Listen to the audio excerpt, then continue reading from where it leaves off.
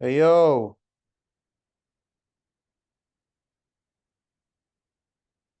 hello, hello, hello. How are we?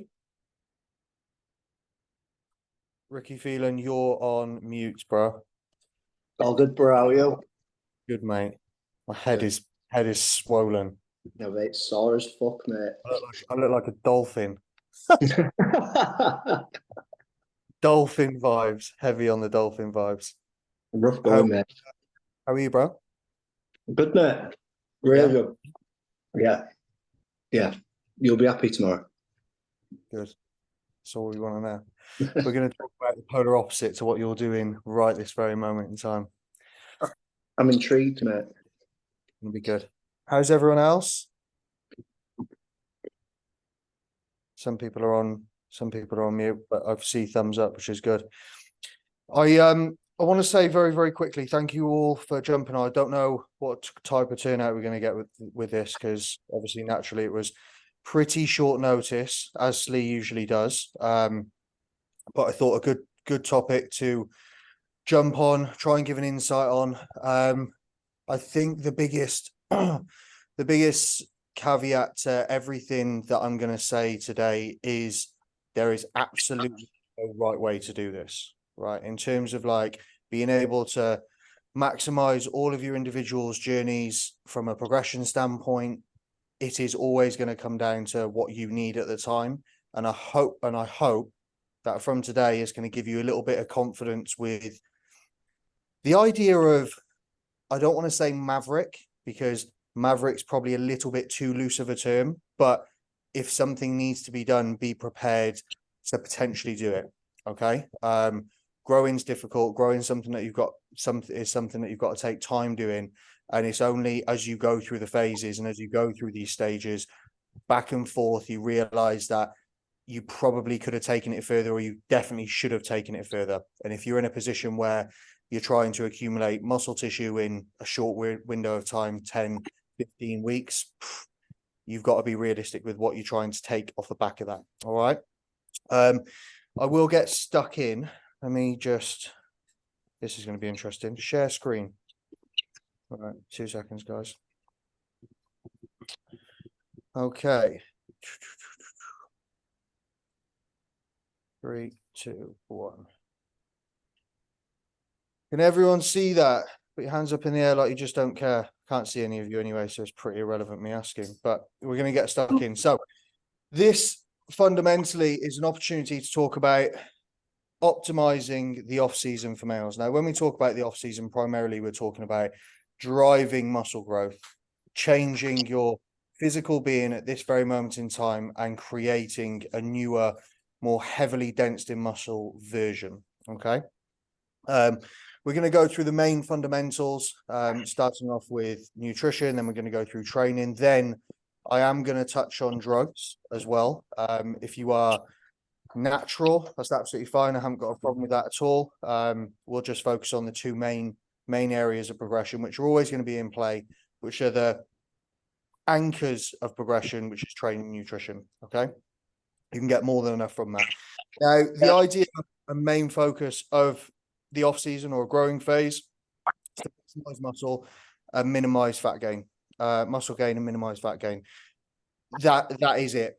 Okay. There's no two ways around it. We can go with the whole like Lee Priest and back in the day of perma bulks and things like that. However, if you've been there, if you've done it, you understand that it only creates more work for you from the back end and actually restricts your ability to drive protein accretion and muscle growth on the front end and in front of you as well. Sensitivity is key during this time frame, and that's what we're going to try and manage and effectively navigate through this way. And like I said earlier on in my little introduction speech, there is no right way to do this. There is definitely a wrong way. Don't get me wrong. Hopefully we can pick up some strategies today. And if there's anything, understanding the depth of this topic, if there's anything specifically for you guys that you've been through in the past that you think, right, do you know what, I'd love to get an answer on that, or maybe you're going through now, or potentially an idea of something in the future that you may come across in terms of like hurdles, just feel free to ask at the end. Now, first priorities before we start navigation to the off-season progression phase. we're going to be looking at a couple of set points that need to be in place for our ability to support longevity. Okay. And that's condition set point, health set point, fatigue and recovery set point, and mental set point as well. Why condition set point? Well, because if you start fat, you are only going to get fatter. Again, although the point is minimize fat gain as much as possible, you are going to be in a calorie surplus. You are going to gain adipose and tissue, like absolute fact. So the worse a position we start in, the worse a position you will end in. Okay. I would strongly advise, if you are anything over, from a body fat percentage, if I was going to give you like the best starting point, anything between 8 and 12% body fat. If you are pushing 15%, you are not in a position where you can effectively continue to maximize a long enough time frame exposure to growing muscle. I think anything, and this is an argument I had this is a conversation I had with Victor Black, his most recent seminar. We were talking about how long you should push until you stop, right? Now, if you are an athlete or you are an individual, you're a male at this very moment in time, that's like pushing for, why do I think 120 kilos? That's like the number. It's either 120 kilos as a male, it's 100, it's 120, or it's a 300 pound. If it was 300 pound, okay, you really, really push it. I know that's very, very excessive. 136 kilos is fucking elite level progression. But if you were pushing for that and you were coming towards the end of your off season, a timeline of potentially maximum 30 weeks, right? And you get to week 24, 25, you got 5 to 6 weeks left. How are we going to continue to navigate that? Are you in a position where you are productively continuing to grow? Probably not. However, are you in a position where you can see that time frame out, even though your body fat percentage may be a little bit higher? I would justify yes. You may not, and other coaches may not, but the reality is, for our ability to spend more time at higher weight, higher food exposure to allow that muscle to materialize, I would argue yes. So condition set point number one is always going to be your best friend, because it's going to ensure that you can actually have more exposure to growing, which is going to ensure that you grow more tissue. Okay. Health set points. Whether you're an assisted athlete or not, if you're an assisted athlete, obviously health markers are going to need to be checked. If you're coming from a different phase transition, let's say in this scenario, for all of you guys, you're coming off the back of being in stage ready condition set points, or in and around the under the 10% body fat range. You're going to be in a position where there are going to be REDS factors in place. There's going to be huge fatigue markers. They're going to have to be fixed. There's going to be potentially an underactive thyroid situation. There could, depending on whether you're assisted or unassisted, there could be a hormonal imbalance completely through HPTA axis, where testosterone and estrogen are on the whack. If you're someone who is natural and you've got below 10% body fat, you will not get there without damaging your natural test levels and your natural metabolic rate, which will be your thyroid function overall. Okay.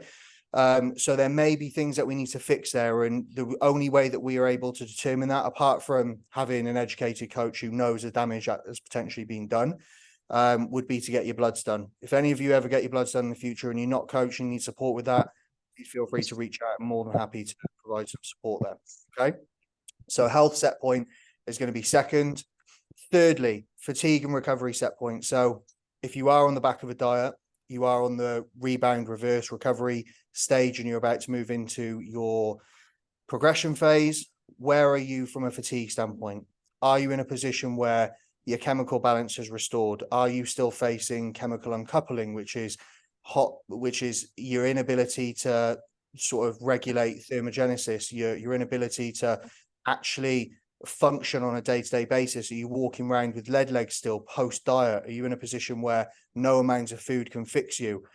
That is not a good place to start progressing, because you're going to be overexposed to training volume, overexposed to a calorie surplus, overexposed to drugs and androgens. Like, the amount of stresses that are coming your way, if you're already full of stress, Is that going to be a productive place to start? Absolutely not. Okay. Lastly, mental set point. Are you actually ready to fucking grow? Now, if you come off the back of a diet, everyone's going to say, yes, I absolutely am. Like, send me the food. That doesn't mean you're ready to grow at all. To be honest with you, it could actually mean that there's a massive hindrance and a hurdle in your way. Or if it was the case with me, for example, real life example, it's actually more of a hindrance, the fact that you dieted for so long and have put yourself in such a hole, you're not able to get back out of it.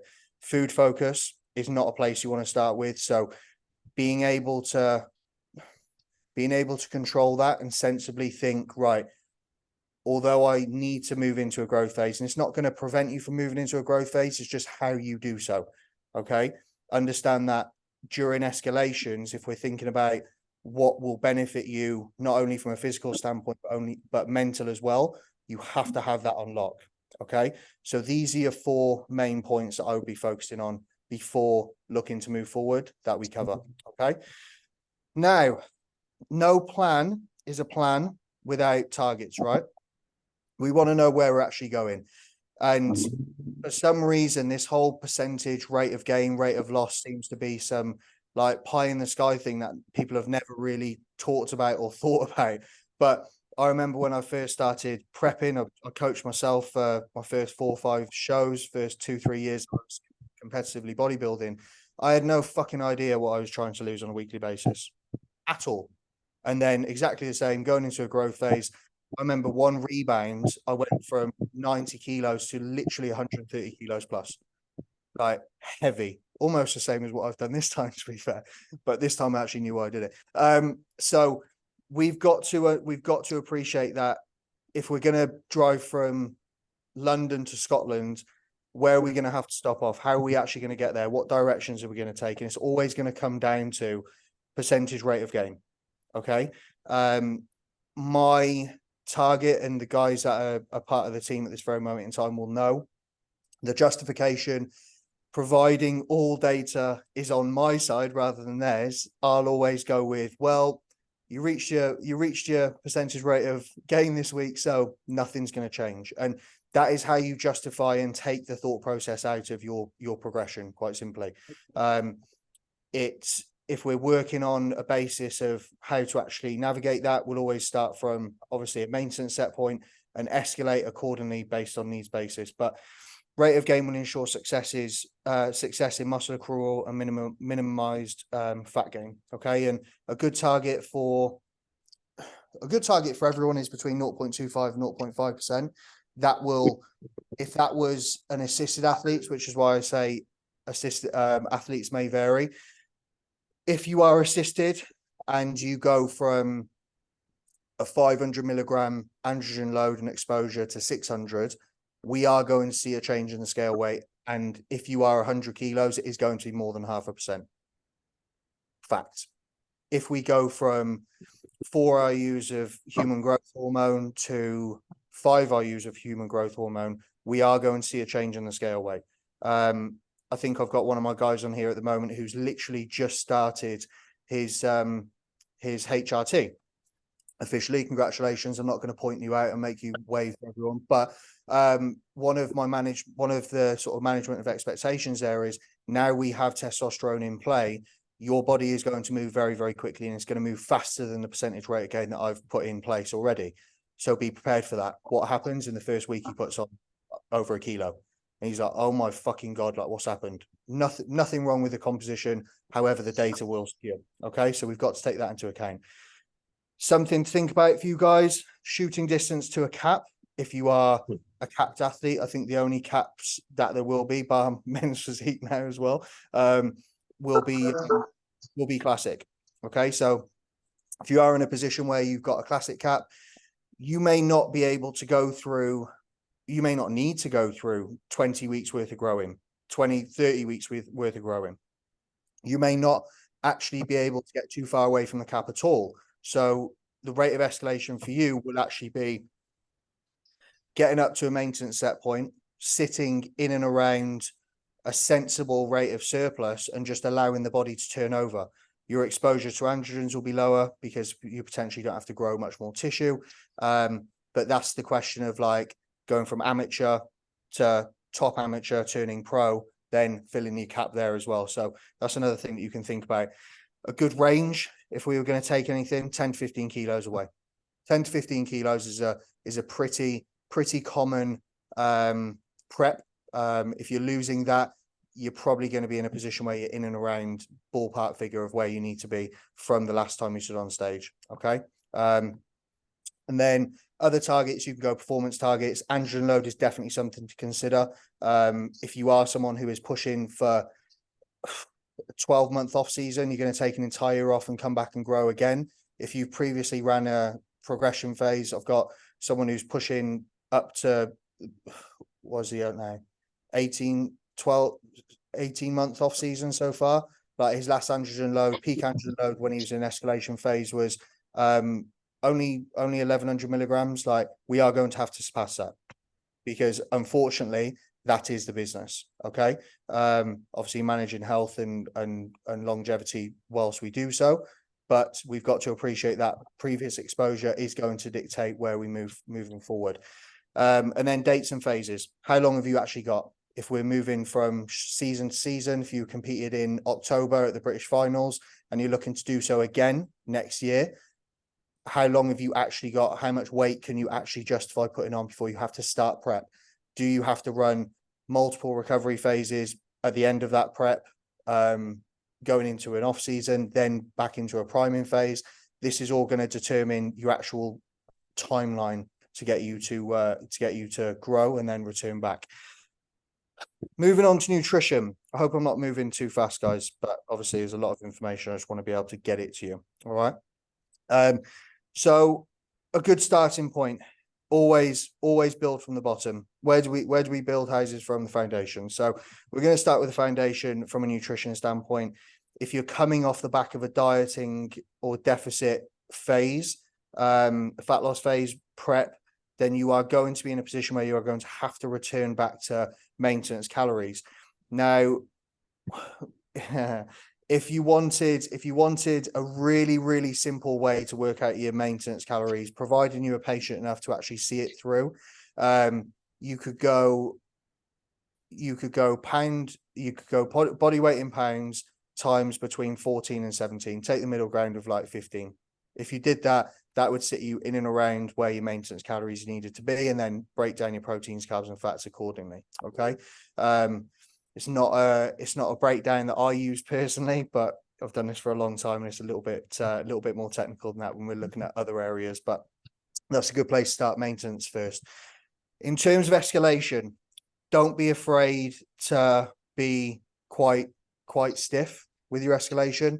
A 5% increase on calories is sometimes all that's needed.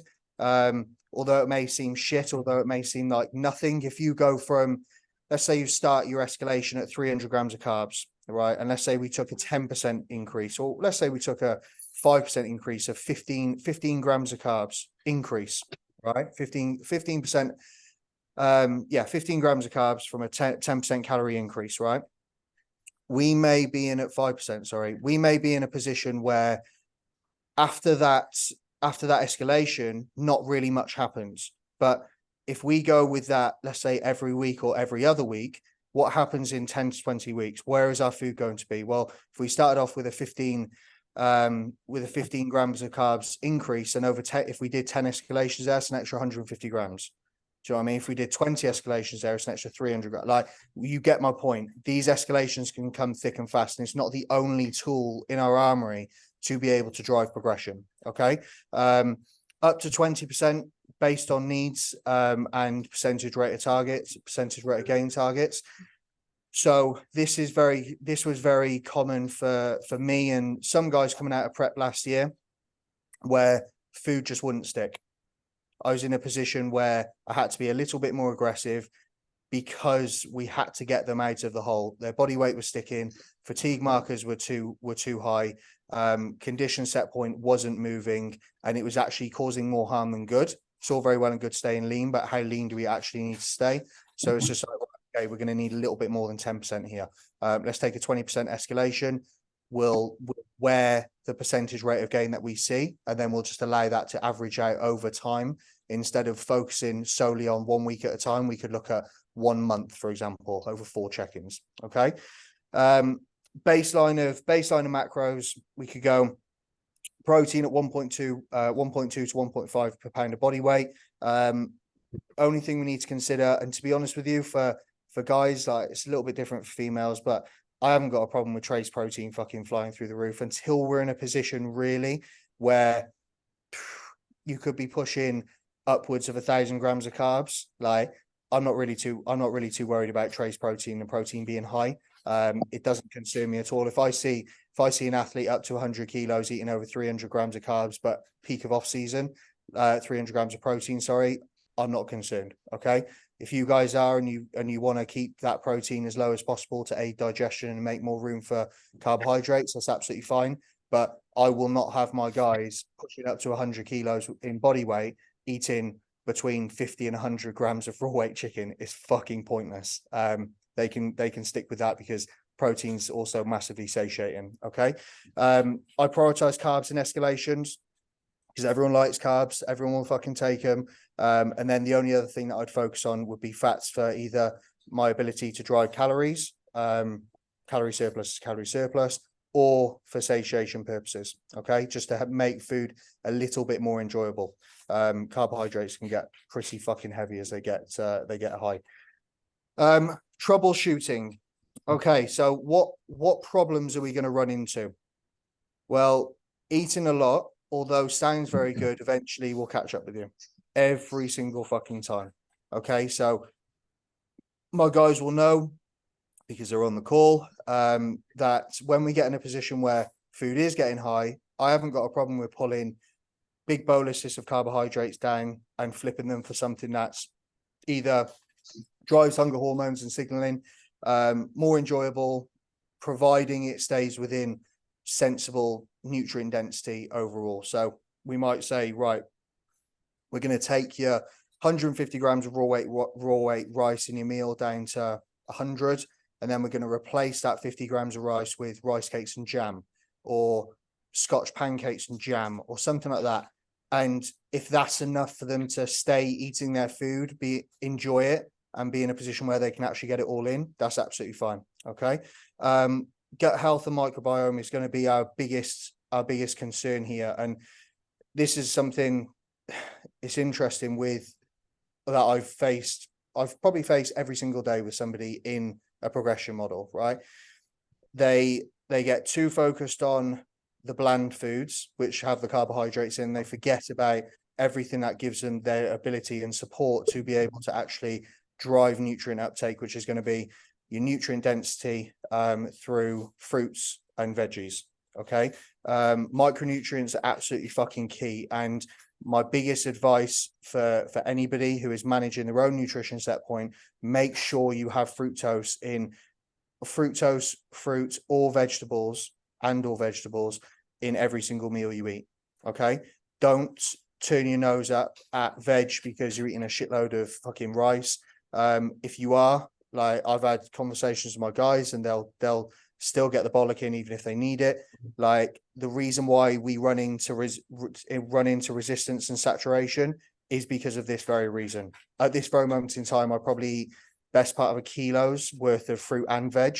And I've been clearing 900 grams of carbs very fucking easily with no issue to gut health at all. Okay. And then the only other thing I do, come away from just the plain chicken and rice, as well as obviously nutrient density. Let's get some food variety in there as well. We want as much bad bacteria or different bacteria as possible.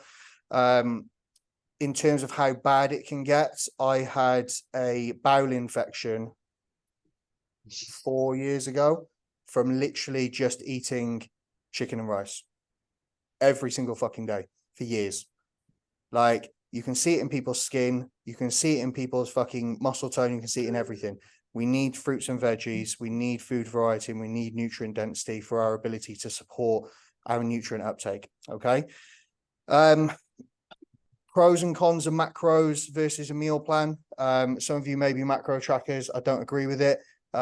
Purely and simply because I like the measurability and consistency of the meal plan that we put in place. Obviously, we can focus on not only meal timings, number one, but we can focus on the food volume per meal and ensure that obviously there is an element of routine there. I'll be honest with you, like, this time frame is not a time frame to be like, oh, I tell you what, I'll grab a sandwich from the shop and I'll try and make something happen and try and make up my calories. When you are in a position where you're clearing 5,000-6,000 calories a day, you haven't got fucking time to saturate yourself with a shit meal that provides you no benefit, and that's going to disrupt digestion. Okay, so I'm more of a meal plan type of guy for that very reason. And meal timings, again, if you're clearing a couple of 100 grams of carbs per meal, potentially, you are going to need to nail down that food timing and potentially get out of bed earlier. Gdzie jest ta kłódka? What's that? Kłódka, no kłódka wiem, ale gdzie jest? Tu. A, tu jest kłódka. What is that? God knows who that was. Anyway, satiation, hunger hormones, ghrelin. No, nie dzwoniłaś. Powiedziałeś, że zadzwonisz. No dzwoniłaś, powiedział. No ja. Wychodzimy już. Miałeś zadzwonić, mamy skończyć ty. Is that Camille? Bye, Camille. Right. Satiation and hunger hormones, ghrelin and leptin levels. Okay. Ghrelin will drive your feeding hormones. Leptin will tell you you're full or fat, quite simply. So we want to try and stay on the ghrelin side as much as possible. The way that I would always advise to do this is just make sure you have enjoyment as part of what you're doing. Okay. Have food groups in that you like, have food groups in that you enjoy, have food groups in that you'll sit there and think about and be like, yes, really looking forward to that. If you're someone who has salmon in the plan and you fucking hate salmon, get it out, because trust me, you will run into a roadblock and that will be your biggest Achilles heel every single day for your ability to get your food in. I add in like a 7th meal for my guys, peak off season. It's my thing, pizza and muffin protocol, right?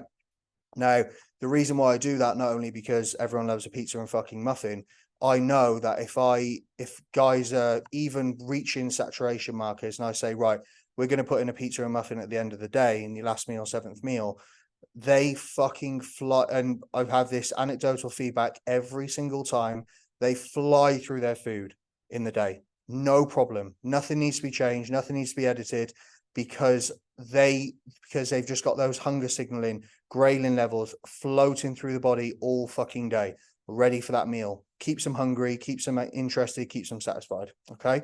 And then resistance at peak saturation strategies: activity, hunger, drugs, and then cleanup. Okay. Number one, how much are you moving? I had a conversation with one of my guys today, in a position where activity is not really high enough. What can we do? Because saturation markers are starting to kick in. Well, the options are putting some baseline daily expenditure lists, maybe implement some hits 2 to 3 times a week. Number one, it's good for the cardiac system, good for the heart. But not only that, it will make some room, it will get things moving from a standardization standpoint. And then again, just to keep things moving, keep activity high. Hunger. So I have previously put people from six meals a day to 3, 6,000 calories plus. Can't eat, not interested, need to continue to push. Okay. And this is the caveat that I was talking about.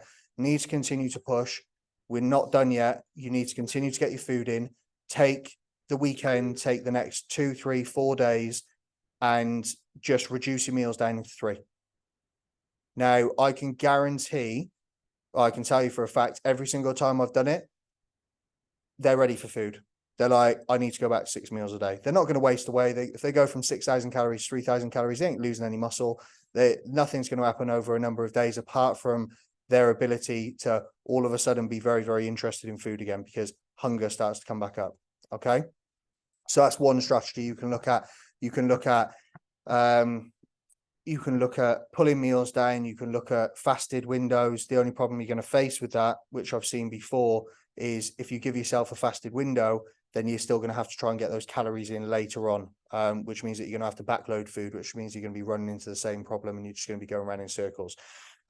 Drugs, supporting drugs, you could introduce support in exogenous insulin. You could look at a rapid insulin for uptake in bigger bolus of carbohydrates and calories, like pre and post, for example. You could look at more insulin sensitizers. You could look at you could also be in a position where potentially you could actually change your cycle and stack design. You could readjust your human growth hormone. You could there's a number of million and one things that you could do from a stack design standpoint that wouldn't hurt your ability to still progress. The only thing that would is you going from a set point of 1,500 milligrams of androgens down to 1,000. Yes, okay, it's going to reduce stress, but again, we're not done growing yet, so we need to think about that very, very, very, very cleverly. And then last but not least, it'll be cleanup. Just accept that you've got a little bit of fat. We could probably run, depending on again where health markers are. We could probably run a short, sharp cleanup over a number of weeks, and then get you back into growing. That could be a potential. That is more of a reality if you started in a not great place and you sort of factored in the reality that you probably get fat before you'd finish, and then you'd run the cleanup short and sharp. Okay. Anything over 6 weeks, anything over 8 weeks is a diet. It's not a cleanup, and essentially you're off growing. Okay. Training. Okay, so this is a really, really good topic, and something again is going to be your main focus, as well as nutrition, for your ability and anchor to progress. We're going to start at a minimum effective volumes start point. Okay, now depending on who you are as a biological individual and where you have deemed your MEV to be, which is minimum effective volume, we're going to be looking at anywhere between 8 and 12 working sets per body part per week. Okay, that's where we would normally come off the back of a dieting phase.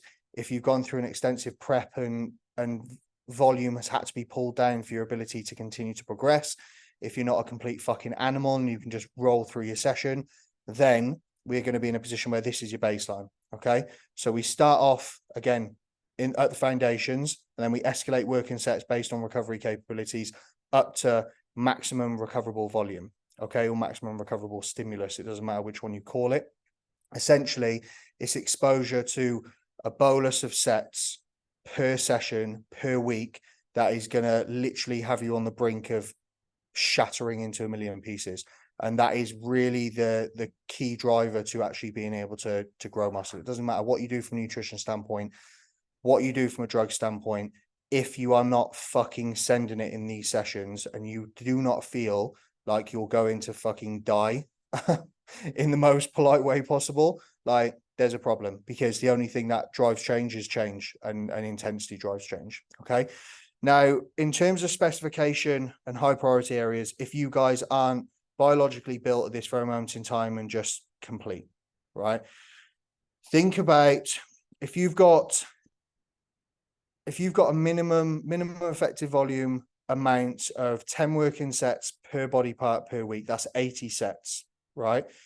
If you are in a position where you biologically respond better through the pecs than you do the lats, and at this very moment in time, you are spending 10 working sets there, well, take the 10 working sets back, reduce it by 20% of volume, and give that 20% to another area, i.e. the lats. Okay, that is the most simple and basic way you can look at volume distribution.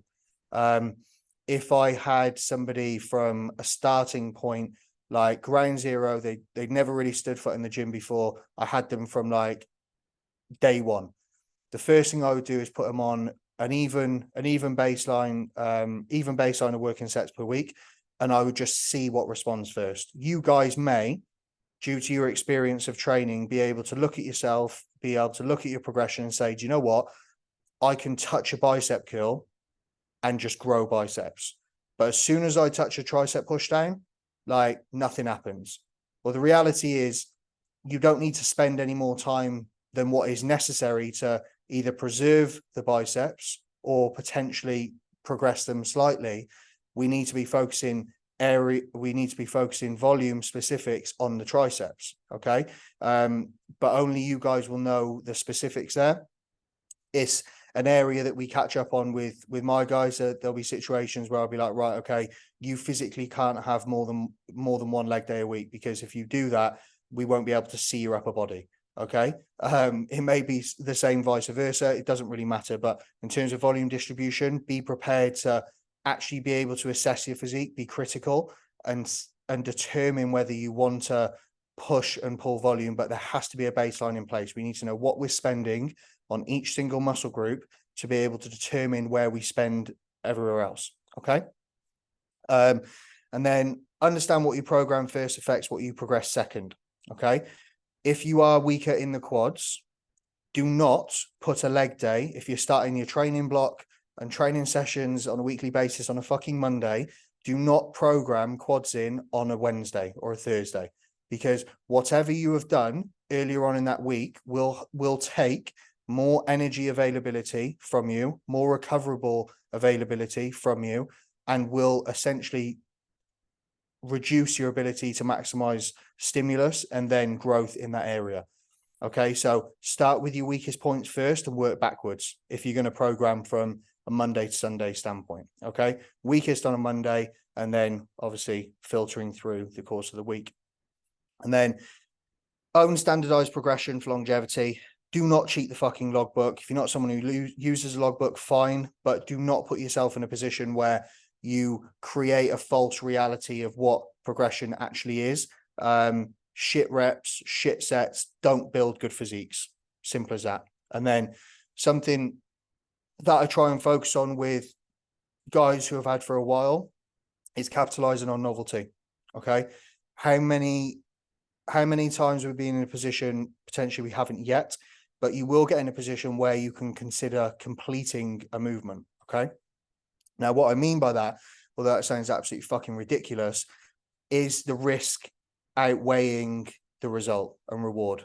Are you in a position where you are a free weight squatter? You can now squat 6 plates per side. Are you in a position where we should probably come away from that now, because the risk to hurting yourself compared to the reward of muscle growth is far greater? Okay, so I would look to say, okay, we've probably completed that movement now. Why don't we move over to a hack squat, where you'll have to go through high threshold motor units of learning. You'll have to actually learn the movement pattern itself, which is going to take a number of weeks. Okay. You're then going to have to get very, very fucking good at it. Then you're going to get strong at it. Now, over those 3 points, you could be looking at, before you even get to like peak strength capabilities, maybe 10 weeks, 10 to 16 weeks. Like that is close to a progression phase on its own. Okay, so don't be afraid to capitalize on novelty. If a movement pattern is getting too heavy or it's actually not working, don't be afraid to chop and change. It shouldn't be a focus on like a weekly basis. Like, right, last week I did a hammer strength incline press. This week I'm going to do dumbbells. Like, you do actually, again, need to go through the process of learning a movement, getting motor units in line to be able to focus on actually progressing that. And then troubleshooting training. Maximum accumulated fatigue. How many times have we found ourselves in a position where we don't want to go to the gym, or where we're in the gym and we feel like we're going to shatter into a million pieces? If you haven't found yourself there yet, that's absolutely fine, but one day you will. That will come off the back of just consistently training like an absolute motherfucker. Straight up. If you find yourself in a position where you are getting DOMs and overlapping soreness or close to overlapping soreness session after session, you will eventually run into a brick wall that you can't smash through. And at that very moment in time, be honest with yourself, don't be a hero, and be prepared to deploy strategies of deloads, depending on what that is. And I'll go through that in a minute.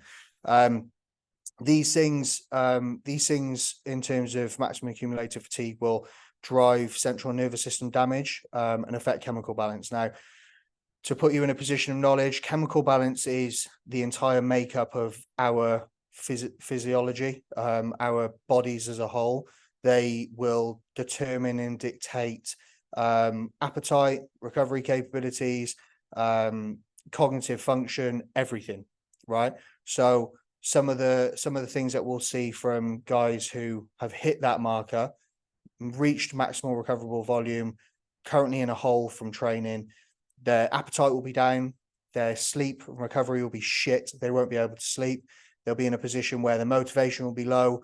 And now all of these are going to be what? Positive or negative for your ability to continue to grow? Well, they're going to be massively fucking negative, aren't they? So it actually bears no benefit for anyone being a hero because they feel like they need to go to the gym. In that moment in time, you need to know your athlete, you need to know yourself, or you need to know your client, and you need to determine what is the best for you. Personally, for myself, I don't train at all. As much as I love training, as much as I love being in the gym, when I'm in a position where I am ready to lie down in a hole and cover that hole up, I will literally do that. I sit at home for an entire week. I take an entire week off training. It gets me in a position mentally where I start to long for the gym. By the end of it, it also forces me to take recovery because I'm not somebody who has ever really done well with going into the gym, hitting one working set, matching numbers from everything. If I feel like it's there, I'm going to take it. But there's a number of ways you can do it. We can look at reduced volume, again, going in and doing one working set. Compound exercises, do one set of 8 to 10. Don't only take a rep. If you want to take a rep or match your previous numbers. On isolation exercises, you could take the back off set or the higher rep set. You could look at metabolic approach, which is some of the things that I do with my guys. There's also a really good technique, actually, guys, called skill acquisition. Okay. Now, skill acquisition is basically just a little bit of practice and a little bit of fun, right? We'll break it down like that as simply as possible. Going into the gym and saying, right, today I'm training chest. I'm not going to go to failure. What I'm going to do is I'm going to touch a couple of movements that I want to move, a couple of movements that I want to touch, something that's not in my plan, something that will get me firing from a mentality standpoint, but something that can't do damage because I'm not going to train to failure. Again, you have to be able to control yourself with that. Some of my guys on the team, I wouldn't be able to do that with because they'd try and PB, right? It'd be a fucking nightmare. Be like, right, okay, well, why don't you go in and hit a leverage leg press? Why am I seeing you on a deload doing 20 plates on a leverage leg press? That isn't fucking the plan. Do you know what I mean? So again, know yourself, know your athletes. And then the only other thing that you're going to actually encounter, which is more than likely the case, is connective tissue damage. Same movement pattern over and over again with overloaded load will do damage. So again, focusing on novelty, being in a position where we can say, okay, I'm going to move now from hammer strength incline press, or I'm going to move, from a dumbbell press, which is free weight, which I'm doing 60 to 70 kilos on now, and I'm going to move to a hammer strength incline press or an Atlantis incline press, because although it's the same movement pattern, it's slightly different. It's going to align differently, and it's going to be in a position where whatever angle was causing the aggravation to some connective tissue, maybe in the elbow, we may be able to offset that through a slightly different movement pattern. Okay. Heads. Okay, cool. Little bit of an outline. I feel like everyone's just got their pen and paper out and just be like, right, okay, tren, 500 milligrams a day. So we're going to look at the baselines. We're going to start from the beginning, as always. Test baseline first, as much as you need before E2 kick up. Okay. Now, the only caveat is going to be if you're somebody like me, for example. Oh, I think I've got a question. Only 500 milligrams. Trust me, if my heart could take it, I would take more, but unfortunately it's just not written for SLE anymore. But no, nobody take 500 milligrams of tren. So the only caveat for as much testosterone as you need before E2 kick up would be what is productive and what is effective, right? So if you are someone who can tolerate up to 1 gram of test, which these people exist, you don't need to take up to 1 gram of test. Even if you can, what's the point? Just fill the hole with DHTs every single time. In terms of where I would look at like baseline being, depending on where you are as a densely tissued individual, if you are anything under if you are anything under 100 kilos. I know I use that as a good marker, but it's a good place to start. Using 500 milligrams of test is probably enough. And again, if you've got 300 milligrams worth of androgen exposure there, like I said, fill it with a Mastron, fill it with a Primo.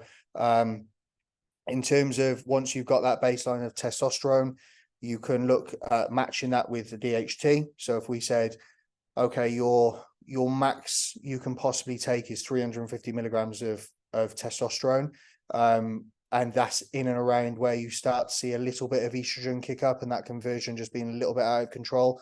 I'll tell you what, let's drop that back to 300 milligrams as a baseline, and let's match that with a Primo or a Mastron. Okay. The other DHTs you can look at is like Anavar. I would preferably say not to run any orals, and there's a reason why there is no orals on here at this very moment in time, apart from this, which I'll explain in a minute. Is purely just because of the fact that they are methylated. They are methylated. They cause damage to the renal system. The way that they have to be uptaken within the body just causes more stress than necessary. And if you are taking on orals throughout the course of your off season, you are just creating more of a stress factor on the body, which, to be honest with you, with all the Mastron and Primo that you can take, isn't necessary. Based on escalation, based on the athlete, based on where you are trying to get to, guys, if you've been at 1,000 milligrams of gear before, okay, and you were on 300 milligrams of testosterone, 700 milligrams of Primo, you are going to have to surpass that. You don't need to rush to surpass that, but you have to appreciate that everything under that will not be as effective as what being over that will be. Okay. Now, that's not to say you start your cycle in your off season week 1 at 1,000 milligrams. You don't need to do that, because the reality is you've got a large amount of escalation that you can probably prioritize and focus on that is more physiological than super physiological, talking about training and nutrition specifically. However, when you do come to titrate, just appreciate how long you're going to be in this phase for, where your targets are that you need to get to, what you are trying to achieve, and then based off that, how you actually escalate. And again, if you've been over 1,000 milligrams before, you can probably justify 100 milligram bumps, unless you predetermine escalations where you give yourself an extra 50 milligrams on a weekly basis, which can and has been done. Okay. 19 NORs, Tren, MPP, or DECA. So I'm gonna steer away from Tren, although I made the joke at the beginning. I don't see any place for it in an off-season setting. Its primary function for me, if I was gonna deploy it, would be for preservation of muscle tissue. It's considered as an anti-catabolic agent. You can't physically be catabolic in an off-season setting. It's fucking impossible. Like, if you eat in a calorie surplus, how can you be catabolic? You can't be. If you are taking over 500 milligrams of gear, you can't be catabolic. It's fucking impossible. So the only benefit that it can really add is its sheer anabolism factors. Now, that's absolutely great. That's fine. But with that increase in exposure, will only drive increase in stress. Okay. So from a neurological standpoint, again, the risk and the reward just isn't there for me. If it's there for you and it speaks to you and it's something that you see massive value in, having a couple of up to 100 milligrams, 150, 200 milligrams of Trenin in your off season due to its ability to just drive an enormous amount of progression, that's absolutely great. It is strong. It's very fucking strong, but it's just not worth the risk for me personally, and then for my guys as well, unless there is a real argument on the table to be had and I win every time, so it's irrelevant. NPP, again, something that, to be honest with you, I ran and deployed a lot over the years, not so much anymore. I think neurologically it's poison. I'm not trying to sort of push my beliefs on you guys, by the way. I'm just giving you like my own personal experience with athletes and myself. I don't think it's great from a neurological standpoint. I think it is poison. I think there was one study that showed that NPP was supportive in connective tissue health. So the only deployment that we would ever really see, unless it was part of like a full cycle and stat design, would be, okay, well, as you're getting to the heavier, stronger stages of your off season, can we justify agreed. I felt it absolutely fucked my head compared to Trent. Yeah, absolutely. It's genuinely, guys, like it's something that I feel as soon as deployed, I can start to see mental deterioration. And again, this isn't me trying to sell it, or not to sell it, but I can't see any positive benefit from our main goal, which is to grow muscle. Like more than anything else, our main focus is to grow muscle. So why the fuck do we need to dabble with things that actually potentially aren't as anabolic anyway, and would potentially cause problems for us to be able to actually do so? Like I said, there has been, if anecdotally or from a placebo effect, if I said to you, well, MPP supports your joints as you're bench pressing fucking 70 kg dumbbells, like I'm sure your elbows would probably feel pretty good, because I've told you that that's going to be the case. Now, what that does to you specifically has only been determined in one, if not two studies ever. So there's no actual guarantee there. And not only that, for the risk and reward, it's not worth it, in my personal opinion. Lantus, Humalog, but there are lots of athletes that use it and get on really well with it. But again, genetic and biological individuality, we could say. Lantus, Humalog. Lantus, slow releasing insulin, primarily focused and used to take stress off the pancreas, as we are taking on huge boluses of carbohydrates. Beta cell function in the pancreas will decrease over time if we are overexposed to carbohydrates for a long time, which as athletes we are. As bodybuilders we a shitload of food. Hopefully, if you're not class B and classic, you eat a shitload of carbohydrates as well. And as a result, there's going to be a lot of stress on the pancreas and the body overall. So putting Lantus in a baseline is not something that it should ever be overlooked, to be honest with you. It would be one of my primary deployment strategies at very, very early stages of an escalation phase. Reason for that specifically is, again, like I said, just effectiveness and our ability to uptake and partition and deliver nutrients. I want to be working on an optimal basis, and I always prefer in some places to be proactive. And the only reason why you can be proactive is because you've got a good amount of experience with enough athletes to be able to justify, right, okay, 10 to 20 IUs of insulin at this very moment in time would actually be more beneficial than in 6 weeks' time hitting a roadblock and potentially that could never have been there. Humalog, or rapid acting insulin, I mentioned this earlier, pre or post workout, your biggest carb meals. If you're in a position where you are taking on, fucking Jesus Christ, up to 200 grams of carbs in a meal, you're eating fucking big, I'll tell you that for free. But if you're in that position, you probably are going to need some support there. And if you're in a peri-workout window where off season you're taking on potentially 100 grams of carbs in your intra, 100 grams of carbs pre, 100 grams of carbs post, maybe even more, like 300 grams of carbs over 4-hour window. It's a lot of work for your body to manage, as well as being stressed from a training perspective, etc. So Humalog or a rapid acting insulin will be a good shout. Growth hormone, something that I would, in terms of dosage, by the way, guys, we know from a lethal dose perspective that Lantus can be deployed up to 1,000 IUs. I'd be talking up to 20, between 10 and 20 per athlete and individual and per circumstance. So like a baseline of 10 IUs of Lantus, considering the lethal dose 50 of what would kill 50% of the population if it was deployed, is 1,000 IUs. 10 IUs is a very, very reasonable amount for, again, our ability to manage stress. Growth hormone, support recovery and drive in IGF-1. Basically just support the body to do what it needs to do, be able to navigate through recovery phases and then move forward into our ability to drive protein accretion. Dosing, there's been arguments to say take as much as you can willingly pay for. There's also arguments to say take as much as you can willingly take. I can tell you that I feel there's a point of diminishing returns, a minimum for males of two IUs a day.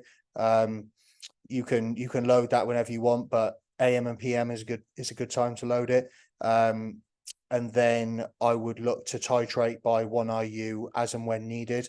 I find that anything over 6 starts to actually cause negative effects, and becomes less productive and less useful and less helpful.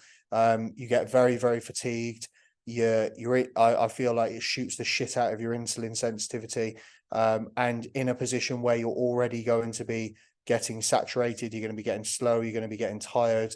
Having any more stress, it just isn't necessary. And again, it turns past the point of diminishing returns. So an escalation from a baseline 2 IUs for growth up to the sort of 6 IU mark is absolutely justified, in my opinion, depending on the athlete, of course. L-carnitine, energy availability and energy balance. So we're going to be looking. What's your stance on just sticking to 2 IUs a day rather than cycling 4 IUs training days, 2 IUs non-training days? As I imagine it's still very beneficial. A consistent low dose across the week. And would you recommend morning and night? Yeah, so I'd recommend morning and night as a priority. And I would definitely keep a consistent dose. I don't think a high and low dose would actually does nothing from a adaptive response mechanism standpoint. You're not going to be in a position where, because you load so much more on a training day, you're going to get so much more from it. You're almost better off averaging out that dose and being able to take that on every single day. So L-carnitine, energy balance and availability. So our ability to transfer fat through the mitochondria and use it for energy, I think is very, very, very positive if we're talking about uplift in subcutaneous fat or stored energy. Being able to manage composition, like I said, what is our goal is to maximize protein accretion or maximize muscle growth with minimize fat gain.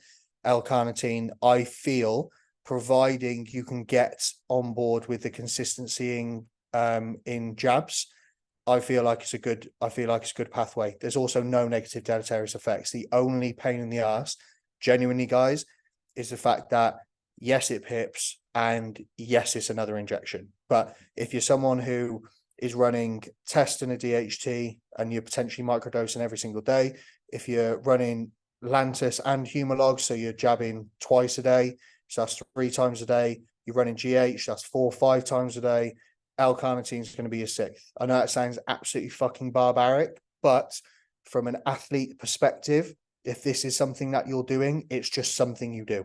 However, like I said, I've got guys, and I know athletes within the industry who will be like, do you know what? I can't think of anything worse than putting another needle in my body. That's like, cool. That's fair enough. Just be in a position where you can manage yourself from a competition standpoint as effectively as you possibly can. Metformin or berberine, nutrient intake or uptake and insulin sensitivity. So essentially what we're going to be looking at here is almost like a glucose disposal agent, but to a higher degree. Metformin is something that is more of a pharmaceutical product. Berberine, you can buy from anywhere. You can buy from fucking Holland and Barrett, I believe now. There's no definitive difference between the two from all the studies that are being shown. Either one is helpful in terms of dosing, 500 milligrams of either or. You can push up to 1,000, 1,500 of metformin if you ever needed to. I don't feel like you would ever need to. If you did, you're probably in a position where you're clutching at straws for your ability to continue to eat or continue to push. And again, you need to ask yourself the question of like, why am I doing this? Is there something else I could do? 1,500 milligrams of metformin or 20 minutes of steady state cardio? What would be more beneficial? Although it's a fantastic antioxidant when you're in a position where you're in high androgen exposed states. Telmisartan, it's an ARB, so essentially prevents damage to the cardiac and renal system.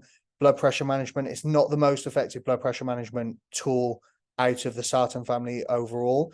However, in terms of like our industry and what we do, telmisartan seems to be like the holy grail. People are most familiar with it, and it does work.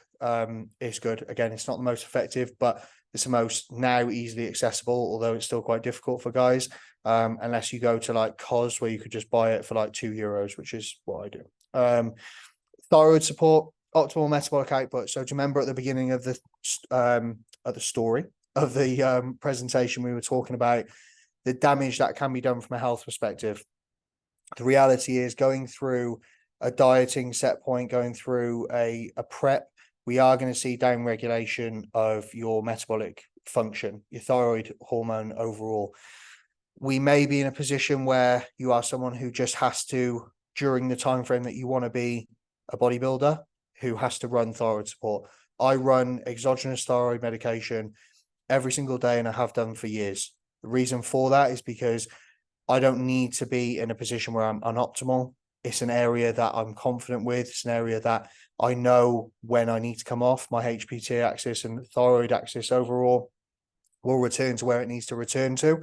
But I can tell you from an optimal functionality standpoint, potential thyroid support is an absolute must. And the only way you're going to determine that is by testing, implementation, and retesting. So that would simply just come from blood work overall. And then last but not least, little bit of a curveball for you, Clen. You're gonna be like, well, isn't that for losing fat? Isn't that for prep? Yes, it is. But it could also be used for our ability. Sorry, my fucking dog's snoring. It can also be used for adipose control and management. We know from an exposure standpoint that this has been given to fucking guys, individuals in their 80s with respiratory problems, and we've seen massive benefits with no negative deleterious effects at minimum dosing. So it may be an argument to say, and we'll throw it out there, maybe throughout the course of a progression phase, we might actually run a baseline of Clen. We may do. Is it 100% necessary with every other tool in place? No, but it's definitely worth thinking about and talking about. Health monitoring. We are almost done, guys, by the way, and then you can shoot questions at me unless you've already fallen asleep. Blood work, beginning and or end of every single phase, or if I had it my way, every 3 to 6 months. There's no way to fully determine this because there's no way of how far you are going to be pushing, and also what you as an individual are going to be looking for. If I knew that I had an athlete that we saw resistance of, again, 1,000 milligrams of androgens previously, and we saw that from blood work last time we were encountering problems that we needed to deal with, that is a moment of time that once we got to that sort of set point, that I'd want to be assessing, where are we from a health perspective? Are we in a position, again, being realistic, coming off the back of a dieting phase or a prep phase? Have we been exposed to a large number of orals? Where is our lipids? Where are our lipid panels going to be? Is that something we need to sort out? And to be honest with you, like, success leaves clues. And being in a position where you can get your bloods done, if you can, on a regular enough basis, it's almost like a blueprint for success. Like, if you have your bloods done and you see that your thyroid is downregulated and isn't working as well, and you're still in a progression phase, there's no problem with implementing thyroid medication. It's not just for prep. Do you know what I mean? Like, these are things that need to be working at an optimal level of functionality for our ability to progress and drive progression. Okay. ECG, echocardiogram, cardiac MRI, calcium score. These are all major health monitoring processes that need to happen ASAP, Rocky, if I'm honest, guys. And the reason why I've put job lot and plan accordingly is because based on the results that you get back will depend on how often you need to get this shit done. You could say that there's an argument for getting an echocardiogram, which is a scan of your heart, yearly, but as soon as you've had these done, they're going to tell you where you are from a health perspective.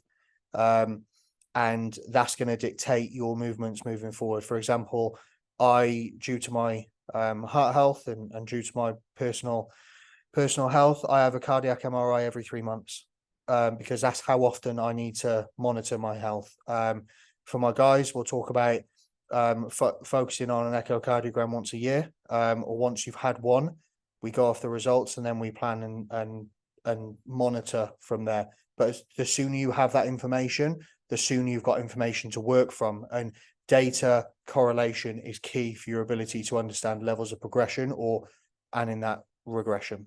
Okay, blood pressure, blood glucose 3 times a week as a minimum, and then monitored more closely if there are problems arising. Blood pressure, I hate to put these ranges, but I'm going to put them anyway. 120/80 to 140/90. I had a really good discussion with Victor Black, and we talked about what is actually hypertension. Can we justify stage 2 hypertension being 150 plus? Potentially, if you are someone who is over 120 kilos, there's no excuse for you walking around at that amount of blood pressure. But naturally, by being that fucking big and that fucking heavy, your blood pressure is going to be high. But it doesn't mean we can't manage it. Okay, so blood pressure, monitor 3 times a week, until you need to either do more or do something. Same goes with blood glucose. In the UK, it's mostly monitored in nanomoles per liter. The one I use is milligrams per deciliter. So I sit in and around 80 milligrams per deciliter fasted, and I also take it post workout meal after my biggest energy expenditure of the day to see where insulin sensitivity is. This, although, can't justify food increase. So for the boys that are on this, taking your blood glucose and telling me that you're at 50 and you need an extra 100 grams of carbs ain't fucking happening. I don't care. But it does give you an idea of where sensitivity is, and also where health is as well. Okay, saturation, stress. Mapping, I'm going to fly through this because I thought that you'd be able to see this, but it turns out that you can't. So there's 2 ways that we coach: reactive and needs basis, and predetermined. Certainly in this basis, I don't believe in predetermined markers unless they are that far in front that we can say, right, we just need to cover this distance before we get somewhere, so this is how we are going to do it, and then in turn phase in specifically. But you'll see here, this is one of the boys. So if I excuse my fucking massive dolphin head, but you can see like week 30 is currently sat at 6,970 calories, over 1,000 grams of carbs. His androgen load is 300 milligrams of test, 800 milligrams of mast. He's got Provaron in there. He's got metformin. He's got baseline of 2 IUs of growth. That is for 2 reasons. One, specifically, he literally gets so lethargic off anything more. So it's, again, risk and not even risk and reward, just benefit and negative. It's just like, yes, I could push that to 3, but if I push him to 3, he's going to become unproductive, useless, saturated, and shit. And as a result, it's not worth having in. His telmisartan is sat at 80 milligrams, and then his insulin at this very moment in time is 30 IUs. Okay. And then you can see how that has escalated through the course. So we've gone from recovery into surplus, 4,000 calories week. That's week number 6. Week number 12, we're looking at 4,700 androgens, 200 meg less than that. So gives you an idea of like what can be escalated and when it can be escalated. Androgens have literally gone from 400 milligrams of baseline on recovery to 300 and 700, and have literally stayed up to 300 and 700 until week 22. And then from week 22 to week 30, he's still been taking the same amount of gear, because we've been primarily focusing on, yes, you've surpassed your last androgen exposure and load and peak, but we've still got more room to push from food. And we know that that's better from a health perspective than with a little bit more insulin than pushing more gear. And then last but not least, this is just a predetermined model. So I'll read this out to you. Week 1, 400 grams of carbs on training day, 300 grams of carbs on rest day, 10K steps, 3,000 calories on training day, 2,000 calories on rest day, 300 and 300. And then every 2 weeks, we're looking at an increase of 50 milligrams of androgens. We're looking at an increase in growth hormone of 1 IU every 4 weeks. We're looking at an increase in insulin every 6 to 10 weeks until we're at peak of 5,000 calories, where there's 750 grams of carbs on week 19. So again, it's not really specific. It's a bit fucking easy. It doesn't really help you in your determination of what you're doing and why you're doing it. Can it guarantee growth? Yes. Does it guarantee that potentially you're doing more than you have to? Absolutely. There wouldn't be any justification for me from taking somebody from 600 milligram baseline to, what's that? 3 and 8, 1,200 milligrams within 20 weeks. For what? When I could probably guarantee that I get the same amount of growth from doing 600 milligrams a week to maybe 900 milligrams. Save yourself 300 milligrams, give it yourself the next escalation phase, elongate your journey. Okay. Guys, thank you very much for listening to that. I really appreciate it. It's best part of an hour I've just spoken at you or talked at you. Have you got any questions? Right, Corey. So, no, not answering your question. It's too complicated. So you know, with the telmisartan, so I've been running 40 milligrams of telmisartan consistently. I now finished my blast. So I'm on a cruise. But I was wondering, would you always keep it consistent at 40 milligrams? Would it be detrimental to lower that to 20, say, for example? I think I would always go off the health metrics in place. I think if you don't need to be running 40 milligrams, don't run it. If you can take 20, number one, I think there's a couple of reasons there, and I'll go into this a little bit more depth. Number one, telmisartan is still quite expensive, right? And we have to think about that as athletes as well, like how much you're actually forking out. Do you need to take 40 milligrams? Did you ever need to take 40 milligrams, or is that just a baseline we put in play? If that was a baseline we put in play, then what we can say is, where are our health metrics? Is our blood pressure in a good place? Is our blood work, is our endocrinology in a good place? Yes. Okay, so do we actually need it at all? Yeah, because I've had my blood pressure taken and everything. Obviously, while taking the 40 milligrams, it's been perfect, more or less. So I just obviously wanted to check with that. Yeah, I think the reality is like there's no, just because and I get this, right, because the industry standard is like start off with 40. Most of the time they're actually dosed in 40, so it's really easy. Or they're dosed in 80, and it's just a simple snap of the tablet, right? But my opinion would be don't spend a variable that isn't worth spending. Not from a financial standpoint, but from a health and longevity standpoint. There is also argument, and I had this conversation with my cardiologist about the longevity and exposure to telmisartan. He said that he would always rather either not taking it at all or a consistent dose forever. Okay, now what that means is there could be arguments to say that once the telmisartan is out, then any issues you were trying to solve with that can actually rehead and reappear. So I think baseline of 20 milligrams, really, really simple answer, would be absolutely fine, bro. And then the only way to determine if that wasn't the case, just test blood pressure, monitor your blood pressure, see what comes back. If you're starting to see kick-ups, which, to be honest with you, mate, off the back of a blast and going into a cleanup and all that sort of stuff, recovery, you'll be absolutely fine. 20 milligrams, I would say, would be sweet. Perfect. Thanks, Corey. All right, bro. Luke has said, have you encountered many athletes involuntary throwing up at the end of a push, and when do you think this happens regularly? So I haven't had any athletes. I wouldn't have any athletes with that type of relationship with food anyway. If I found out that to be the case at the peak of an off season, and they were pushing and being in a position where they were getting so full that they were being sick, then they'd be pulled off their progression straight away. Unless they could give me any justifiable reason why that wouldn't be the case.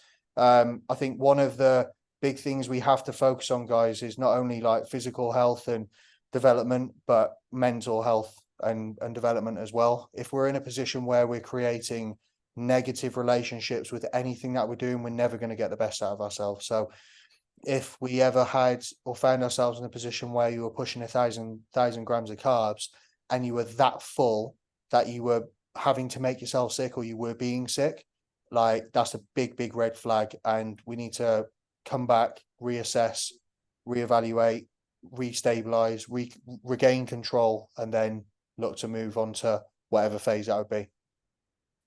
Hope that answers your question, Nick. Anyone else? Oh my God, you've awful. Oh, sorry. What? Oh, what do I do? Another one. If that's okay. You mentioned this time post show you knew you wanted to gain the amount you have. Why was that, and how have you found it? Okay. So my personal situation off the back of prep was taking prep too far. Okay. Now, I don't mean taking prep too far because I'm just some hard bastard that just can eat chicken and salad forever. It's more the reality of staying in a low body fat percentage for too long and then causing damage off the back of that, which is an inevitability because it's not a place where your body wants to live.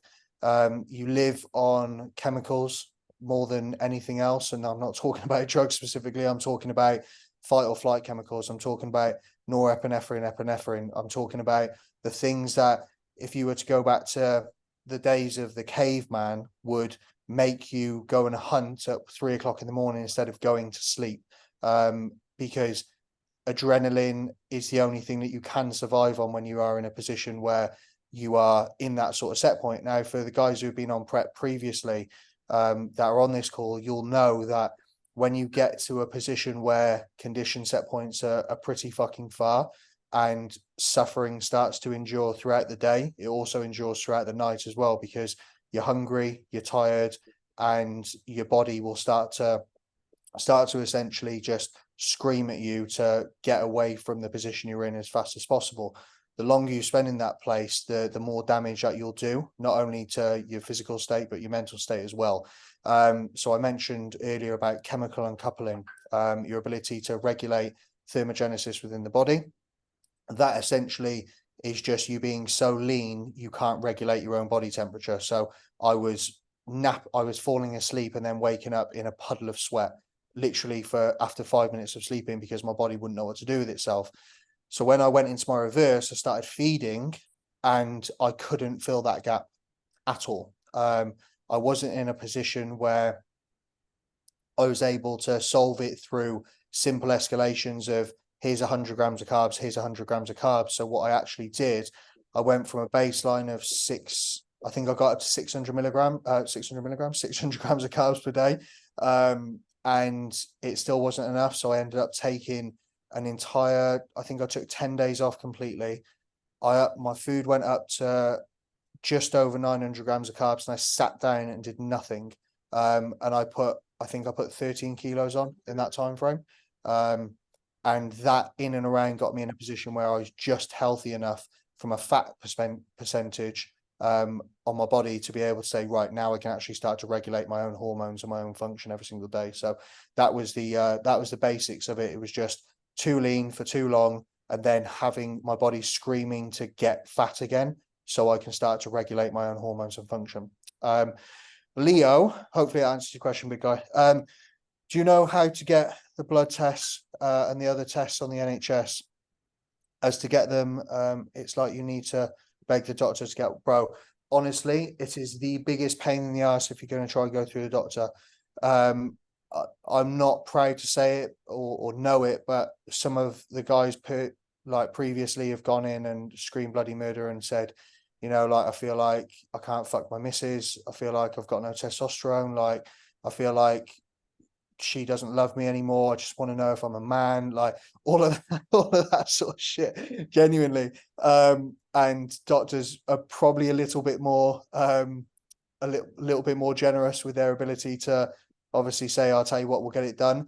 The only problem you run into is you can't fully control the results that come back or what they actually test. So even when clients have got it done through the NHS, like they've gone to get their thyroid panel done with their hormones, they get testosterone, they don't get estrogen, or they get they get their T4, but they don't get their T3 or TSH. And it's just like, it's really fucking unhelpful. If you can wangle it and you can manufacture it just as a starting point, that's absolutely great. But yeah, sometimes you do have to tell a couple of white lies and be a little bit of a boy who cried wolf to get it done. Okay. Sorry, because Well, there are two types of electrocardiograms. The one that you mean is one that they put you through pressure, and you, like, for example, have to, well, where I am from, they put you on a bike. They ask you to run or ride a bike, and they test you and put in pressure. Is that one or the normal one? So that's a form of like stress test for the heart specifically. So I know exactly which one you're talking about. The echocardiogram that I'm talking about is a simple like scan that you'd be led down for in a relaxed state, and they Okay. just essentially measure.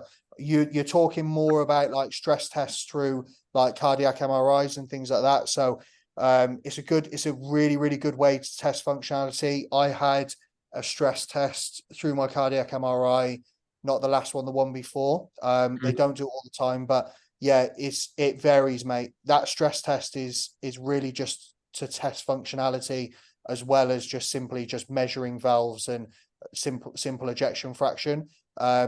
The only reason I feel that they would do that is if you are an individual who, obviously, from a concerning standpoint, would still be in a position where you could be exposed to stress. Yeah, Obviously. yeah. I used to swim like for competition, and if you want to train the whole year, you need to have that because Yes. you were like pushing forward. But I didn't know which one you were meaning. That's why. Yes, yeah. So that stress test specifically, you most of the time, and we're talking about guys in the UK here, so it's different, but most of the time their ability to determine stress tests or simple echocardiograms, they'll have to go to a specific clinic outside of the remits of Okay. anyone, and they'll have to get measured. But yeah, stress tests are absolutely great. If you can get that as part of functionality through your heart, that's brilliant, Leo. 100%. Corey, I just wanted to. Oh, sorry. Come on, bro. I just wanted to ask, because you'd mentioned about obviously the waking up and the puddles of sweat. Yep. Now, obviously, I've been on cruise. This is entering 4th week now, and obviously I've left Lou. I've gone to a new coach. Food has been increased massively and everything as well. But I'm finding that the last 3 weeks I've been waking up in, again, ridiculous puddles of sweat. And I was wondering if that was to do with a combination of maybe the increased food and coming off of the androgen load as well. Yeah. There'll be a clearance question there. There'll also be, again, that question of thermogenesis and the fact that it takes calories to burn calories, quite simply. So your body will be working in overdrive, especially if you've been in stressful environments before. It's almost like a balancing and remodulation type situation. You could talk about potentially exposure to certain pathways as well, but there'll be a question more on metabolic function than anything else there. 100%. Okay, thanks for that. See that all the time, bro. See that all the time. It's fucking nightmare, bro. I feel really. When you talk about intolerances to the introduction of or escalation of PEDs, what are the symptoms of these intolerances, and what would you ask your clients to look out for on their journey? So in terms of intolerances in escalation, it's really just saturation markers. So they don't, like, stress and saturation comes in many different forms, and is really, really individual to it's really specific to the individual. So for example, like when it's just stress overall, because essentially what will happen is when you are in a high androgen exposed state, you are going to be in a position where you get toxic, right? There's like neurotoxic, there's cardiotoxic, there's everything. Toxicity within the body is going to be higher. Toxicity within the body is going to disrupt chemical balance, which will then disrupt, as I said, everything. So in terms of symptoms, I'd be looking at, and the signs are always very, very simple. It's just like, right, are you taking more gear than you've ever taken before? Yes. Are you stronger and heavier than you've ever been before? Yes. Are you in a position where hunger is starting to massively decrease because you're eating 1,000 grams of carbs a day? Yes. Okay. What is the problem here? Is it you're eating too much food and you're not able to get through it? Is it you're training too much and you need a break? Or is it the fact that you are just taking a shitload of fucking gear and you need to slow down, or you need to come off, or we need to move and adjust in some way, shape, or form? And that will only be determined off the simple questions that you would simply ask. So in terms of what I would look for, first thing is obviously going to be understanding that we are hitting some resistance, and then being able to break down what that resistance would be, bro. Hopefully that answers your question. Any more, guys? Everyone seems happy.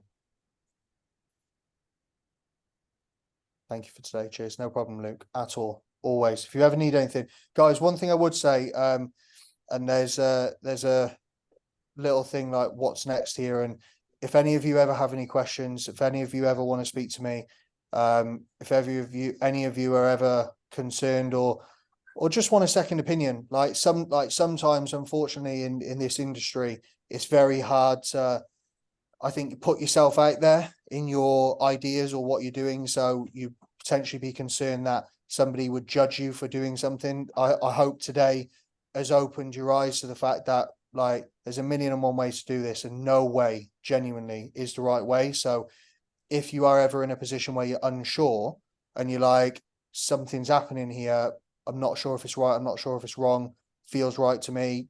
Like sometimes all you need is not an enabler, but somebody to justify what you're feeling is potentially correct. And again, it just comes from time spent understanding that what can actually cause long-term damage and then what can't, and then going from there, guys. But again, I really appreciate your ears, your time, the opportunity to speak to you all. Please, if you ever have anything that you're concerned about, just message. But have a lovely evening all. Big love, and we will see you. Well, hopefully, if I do this again, if any of you ever turn up again, I'll see you. All right, guys. Yeah, That's man. great. Thanks, guys. See you later. Thank you.